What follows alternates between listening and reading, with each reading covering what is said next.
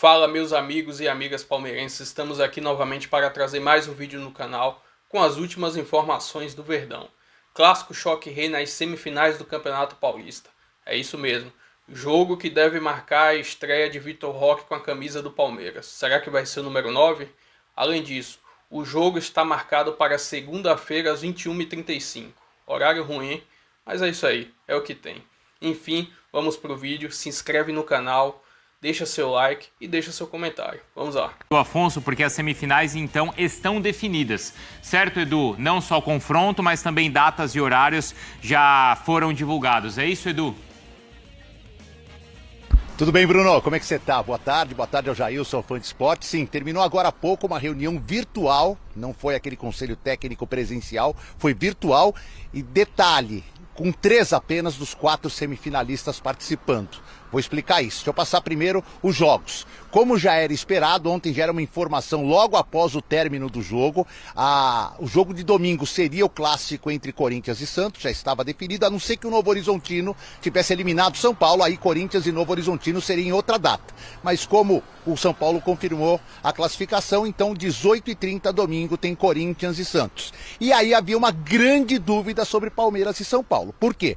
Porque o regulamento da federação usa como data base apenas o domingo, dia 9. Ele não fala no final de semana 8 e 9. Ele usa como data base o domingo, dia 9. E como os mandos pertencem à Federação Paulista, esse conselho técnico era para definir se o Palmeiras mandaria o jogo no sábado, provavelmente em Barueri, já que tem um show marcado para o Allianz Parque, ou na segunda-feira no Allianz Parque. O São Paulo já tinha certeza, embora não tivesse sido realizado o conselho técnico, que o Palmeiras jogaria na segunda-feira contra ele, São Paulo, e que o jogo seria no Allianz Parque. E isso acabou prevalecendo no conselho técnico. O São Paulo soltou agora há pouco uma nota de repúdio a essa decisão, ressaltando que o futebol, os horários nobres do futebol são sábado e domingo, que ele não concorda com essa definição para segunda-feira e por isso ele não participou desta reunião online do conselho técnico da Federação Paulista como forma de protesto por já saber por antecipação que prevaleceria o Palmeiras como mandante na segunda-feira, 9h35 da noite,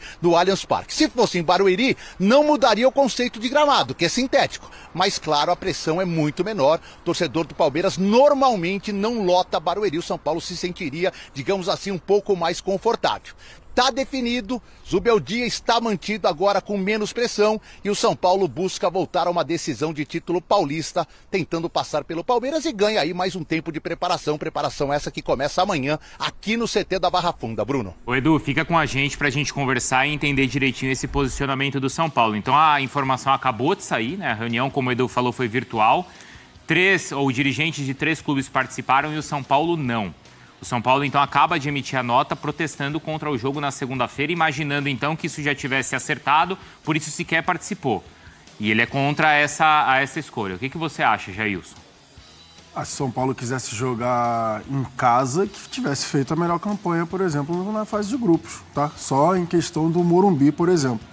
Mas o Palmeiras, usando a brecha no regulamento, como diversos clubes, diversos advogados, enfim... o pessoal das leis, né? Eles usam qualquer brecha para ser a seu favor. O Palmeiras tinha o mando de campo, tudo bem que a data estava ali entre sábado e domingo, né? Como a gente estava lendo ali. A data base é domingo. O Palmeiras usou uma brecha no regulamento para mandar o jogo em casa, na segunda-feira. O horário e o dia, numa boa, segunda-feira, 9h30 da noite. Complicado, mas o Palmeiras usou uma brecha no regulamento para usar a seu favor.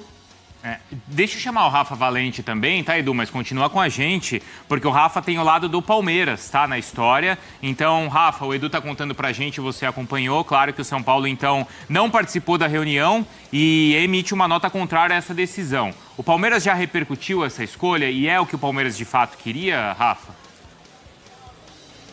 Bom dia, Bruno. Bom dia, Jailson. Bom dia ao nosso fã de esporte. Olha, um pouco mais cedo na nossa programação, eu até informei que o Palmeiras tinha, sim, essa preferência por jogar na segunda-feira por 2 motivos. No sábado acontece o show do Offspring, então o Allianz Parque não vai estar disponível.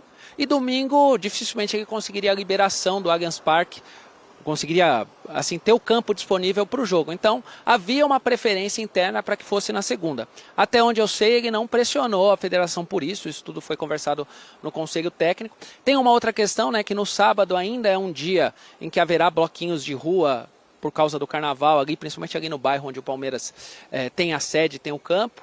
E tem ainda a questão do show, como eu falei, né? Mas assim, eu consultei algumas pessoas do Palmeiras aqui. Uma primeira resposta que eu tive é que a Leila não vai se manifestar. E aí eu perguntei se o clube deve se manifestar, eu ainda não tive uma resposta sobre isso. O fato é que já começa uma semifinal muito quente entre os dois. A gente lembra que em 2021 e 2022 eles foram os finalistas do Campeonato Paulista.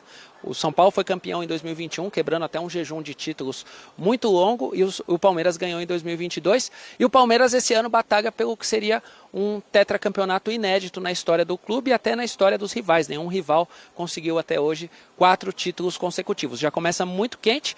O Palmeiras, só para incluir, Bruno, que vai ter provavelmente o Vitor Roque estreando contra o São Paulo. A questão é se como titular ou no banco de reservas entrando no jogo. O Vitor Roque faz hoje, nessa terça-feira à tarde, o primeiro treino dele com o Palmeiras. Chegou ontem no Brasil, chegou no aeroporto de Guarulhos, já assinou, fez os exames médicos, tudo. E hoje vai conhecer os companheiros e vai conversar também com o Abel Ferreira. Bruno. Boa, eu tô vendo aqui, Edu, mais uma vez a nota aqui do São Paulo, tá? Então é isso, o argumento do São Paulo para não participar é porque ele entende que a decisão já estava tomada antes mesmo da reunião e o argumento para a partida não ser na segunda é apenas pelo fato de partidas nobres e decisivas devem ser disputadas sábados e domingos, é isso, Edu? Ou existe algum outro argumento? Porque não é a questão do calendário, certo? O São Paulo não joga agora no meio de semana. Esse seria um argumento importante a favor do São Paulo. Esse argumento não existe, é isso, Edu? Não, não existe. São Paulo tem todo o período de preparação, fosse sábado, domingo, segunda-feira, semana livre para preparar o time. Foi o último a jogar na segunda-feira, mas mesmo assim a distância, até pelo que é o calendário do futebol brasileiro, mesmo que fosse sábado, seriam 4 dias de preparação, o que normalmente nunca acontece. O argumento na nota oficial é exatamente esse. Mas o que realmente provocou indignação no São Paulo é que ontem, após o jogo, 12 horas antes do conselho técnico, essa já era uma informação oficiosa, mas oficial. Já se sabia que a TV detentora dos direitos em abertos queria o Corinthians no domingo às 18h30 e que, como o jogo do Palmeiras contra o São Paulo teria que ser numa data ou sábado antes ou na segunda-feira, o Palmeiras, devido a poder usar o Allianz Parque, já tinha batido com a federação que jogaria na segunda-feira. O mando não é do clube, o mando não é do mandante, o mandante só tem direito a jogar na sua casa. O regulamento é claro, os mandos das fases decisivas pertencem à organizadora da competição, no caso a Federação Paulista de Futebol. São Paulo estava com essa certeza, mas esperando o conselho técnico. Como provavelmente confirmou a certeza antes do início da reunião virtual, optou como forma de protesto em não participar desta reunião. Resta saber se esse protesto vai parar, Bruno, só numa nota oficial.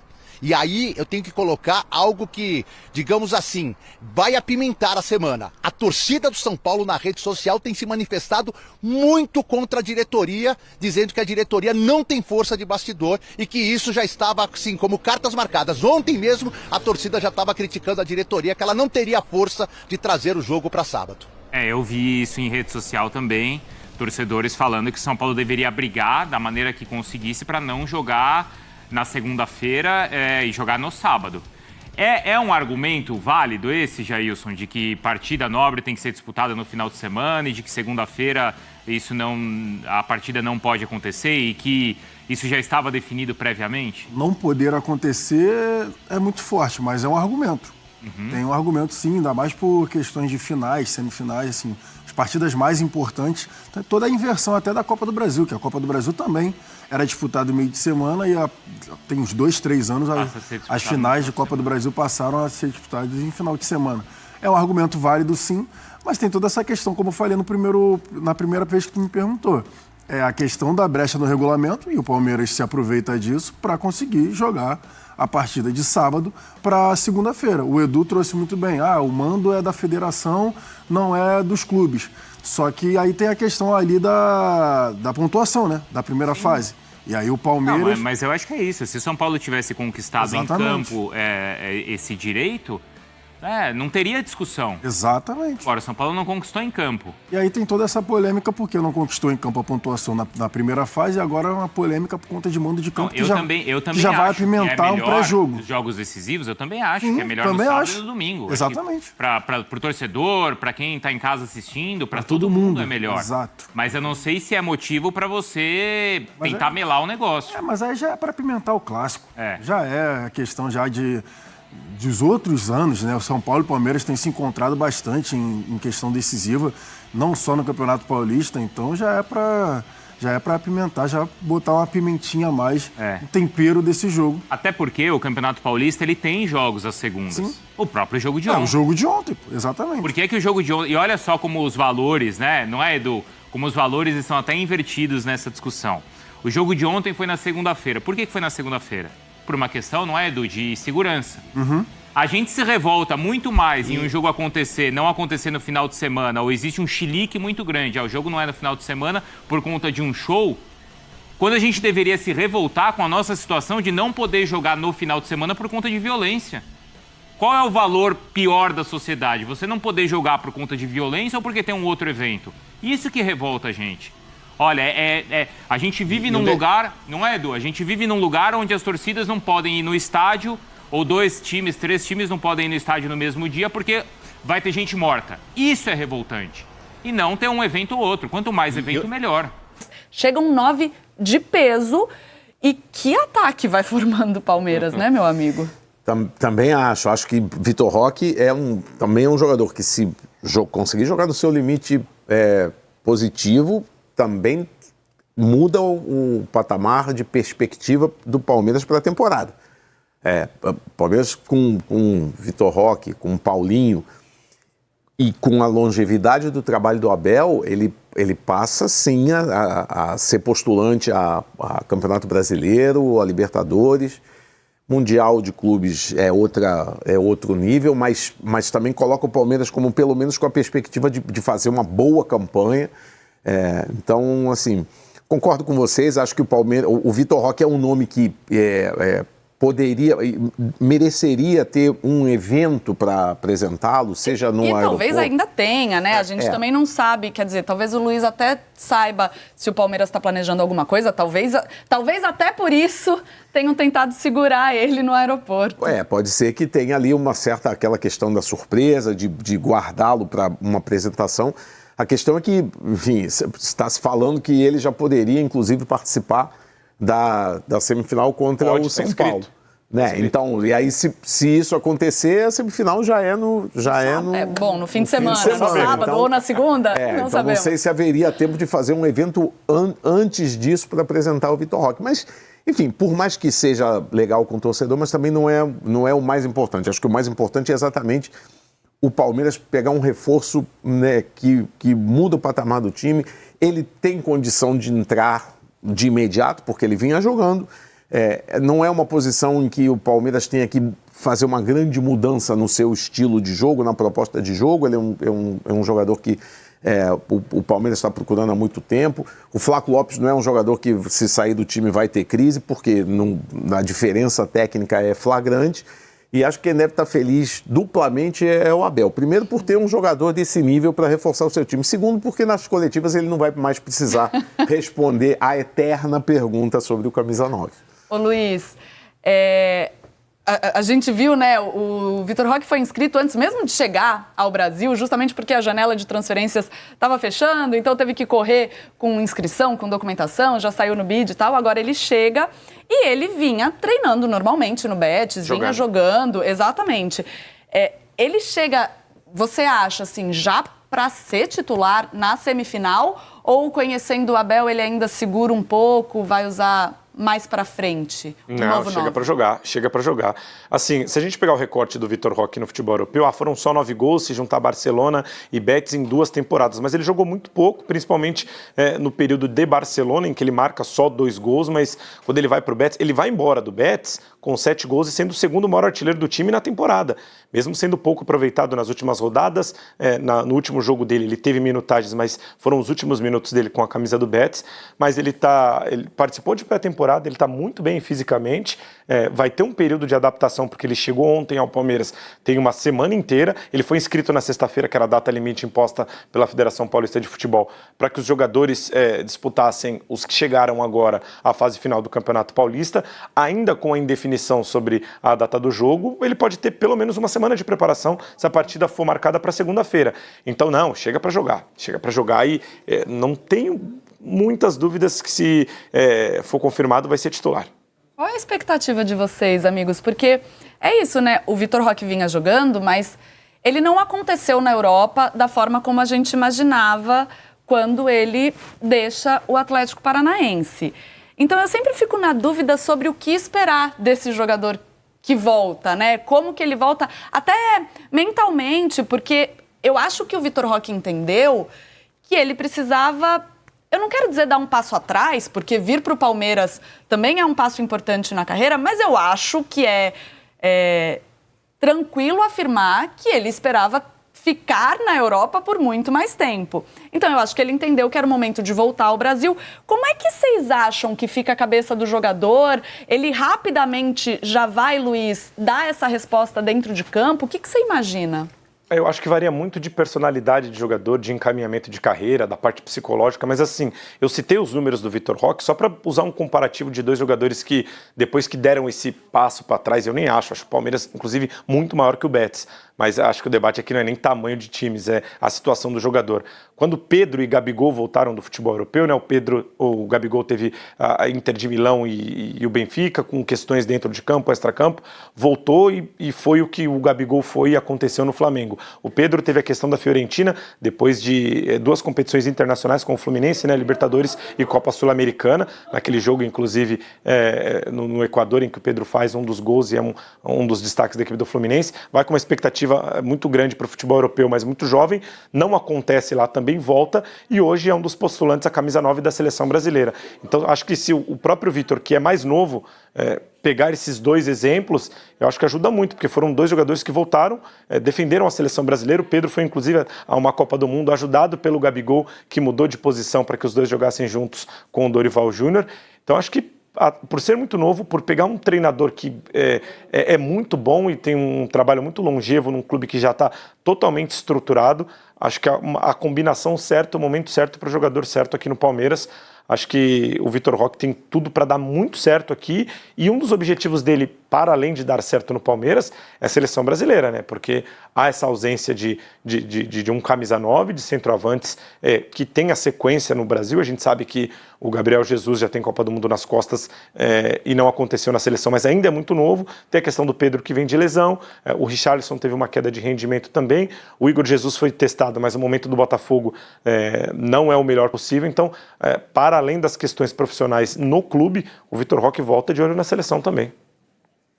E só para complementar esse diagnóstico feito pelo Luiz, a gente pode até pegar mais um exemplo do jogador, já que falamos de jogadores que voltaram para o Flamengo. O Gerson também foi um jogador que saiu do Fluminense para o futebol italiano, não aconteceu, depois ainda voltou para o Olympique de Marselha e retorna, e hoje é um dos pilares do time do Flamengo, jogador e está na seleção. Seleção brasileira também, indiscutível.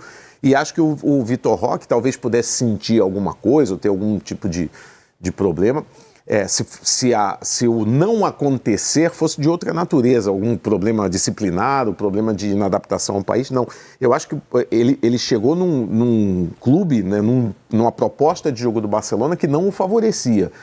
O Barcelona jogava mais com um estilo que favorecia mais jogadores como o Lewandowski, que é aquele centroavantão, referência, um jogo mais físico. E desbancar o Lewandowski também não chega a ser simples. Não é fácil, e tanto que quando ele vai para o Betis, ele retoma ali de uma certa maneira a carreira dele. Então acho que ele vem e, ao contrário, vai fazer muito bem a ele jogar num time como o Palmeiras. Bom, o Vitor Roque não teve o contato com o torcedor, mas ele deu entrevista para a TV do Palmeiras. Então vamos ver o que o novo atacante palmeirense falou. Estou muito feliz, muito ansioso também. Espero conhecer meus novos companheiros E é um orgulho estar vestindo essa camisa maravilhosa. O dia vai ser um pouquinho corrido, já recebi aí por WhatsApp, que o dia inteiro vai ser de exame, todo no hospital e fazer o mais rápido possível aí para estar apto para jogar. Encontrei alguns fãs já e tirei uma foto e tranquilo. Expectativa a melhor possível, procurar trabalhar ao máximo para corresponder à expectativa da torcida, do clube e poder ajudar ao máximo meus companheiros. Não sabia se ia dar certo, estava aí ansioso com a minha família, já tinha o zum desde o início da semana e estavam esperando e graças a Deus deu tudo certo, estou aqui. Foi um esforço de bastidores aí para trazer o Vitor Roque. Até tem uma matéria bem bacana no GE. Globo, do Eduardo Rodrigues e da Joana de Assis, sobre o esforço coletivo. 8 advogados entraram em cena para garantir a contratação do Vitor Roque. Vale a pena dar uma olhada lá na reportagem. E estamos aqui novamente para mais informações do Verdão. Nesta sexta-feira foi fechada a janela de contratações do mercado europeu para o Brasil. E o Palmeiras bateu seu recorde histórico. 435 milhões de reais investidos em contratações nessa janela. Informação apurada pelo GE.com, onde demonstra aqui do lado, nessa foto, todas as contratações do Palmeiras nessa temporada. As 7 contratações. Isso mesmo, Lucas Evangelista ainda não foi anunciado pelo clube, mas está por detalhes. Ontem, na partida contra o Santos, o Red Bull Bragantino, um diretor esportivo do Red Bull afirmou que falta muito pouco para Lucas Evangelista ser o novo jogador do Palmeiras. E como podemos ver aqui na imagem, né? Vitor Roque, 25,5 milhões de euros, Paulinho, 18 milhões de euros, Facundo Torres, 12, Emiliano Martins, 7,5, Mikael, 6 milhões de dólares, Fux foi de graça, né, devido à negociação de empréstimo com a ida de Caio Paulista para o Atlético Mineiro, e o Lucas Evangelista, 4 milhões de euros. Além disso, Fabinho está realmente de saída para o Red Bull Bragantino. E tem uma possível nova situação de uma saída do Palmeiras, a questão do Naves, né? Tudo indica que o jogador esteja de saída. E um dos clubes cotados para ele jogar será o Red Bull Bragantino, porque já tem essa relação muito boa com o Palmeiras. Tem aquela especulação do Cruzeiro também querer o jogador, mas não é nada confirmado. Enfim, essas são as informações do nosso Verdão. Se inscreve no canal, curte o vídeo, deixa seu comentário e até a próxima.